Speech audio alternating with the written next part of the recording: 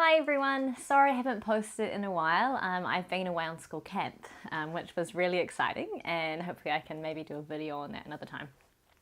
Today though, I wanted to talk about the fact that I do a lot of videos about the Montessori materials and how amazing they are, but they are just such a small part of the big picture that is Montessori. So today I wanted to tell you a little story about a time that doesn't involve materials, and I call it a Monte-story because there's so many of these that Montessori teachers have.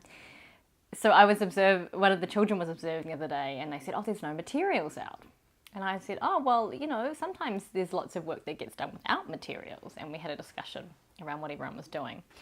And when you look at the 6 to 12-year-old child, a lot of, they have that group instinct. They are concerned with justice and fairness and how to work with each other. They have a really active imagination. They want to create with each other. So sometimes there are no materials out in a Montessori classroom because there's group work going on, there's kind of creative projects. And so I wanted to tell you a little story about one of these that happened a couple of weeks ago. And I think as a Montessori teacher, when you're doing these spontaneous learning opportunities, you always kind of have to make this decision of, okay, do we roll with this or do I redirect this? Is this going to be too hard for these children? But I had a case the other day where someone had, developed a play, and they don't necessarily like reading and writing a lot. And they'd managed to pull like 5 children around them who were just so keen to do this play they had written. And so I kind of went, okay, I've got 5 engaged children here. I'm going to run with this. And so they wanted to perform it, on the Monday, and they'd written it. And I said, "Are you sure you guys are ready?" And they said, yes, they're ready. So I said, okay. And so on the Monday, we sat down as an audience for them to perform, and it just bombed.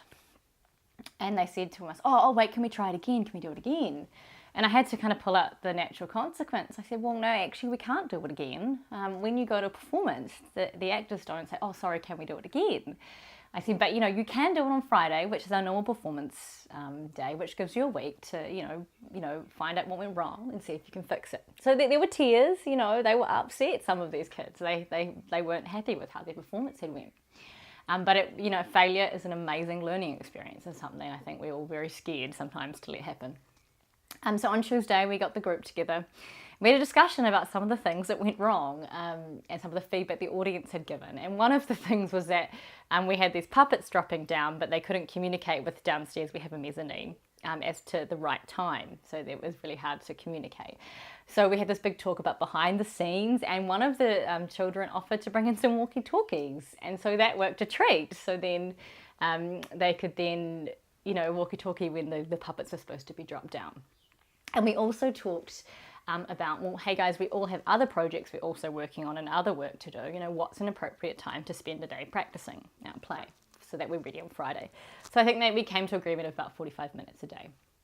And then the next day we came together and I showed them we worked how to, run through it scene by scene. So they only had like 5 scenes. So we'd do 1, then we'd do 1, 2, then we'd do 1, 2, 3 until they had it really they're really confident and it was very clear. And they decided to have a narrator in their play because one of the audience feedback was that they didn't know what was going on. And so this was great. And so the next day, as a Montessori teacher, you always are just a scaffold and you want to try and step out. So I thought, okay, I'm going to step out today, and they can run it themselves. They know how to run it and how to go through it. And so I stepped out and they couldn't get their group together.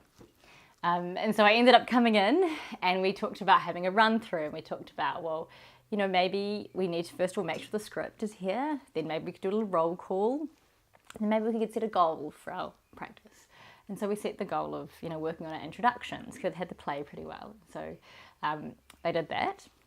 And the next day I just thought, I'm going to step out again, that they can do it this time. And it was amazing because they got their group together, they did their little roll call, they set the goal, and they ran the whole practice themselves, which is, every Montessori teacher's dream, that independence. And then on, that before lunch, they performed their play again, and it went wonderfully. And the audience, gave great feedback. They said, wow, this was so much better than Monday. Like, what did you do? And they talked about how they had to work together, how they, with the behind the scenes things they had to figure out, and the fact they had to bring a narrator in, and they were just so proud of themselves. So that's an example that has absolutely nothing to do with the Montessori materials, but the way we deliver, I guess, education allows for us to really embrace those spontaneous learning moments when you have those engaged children.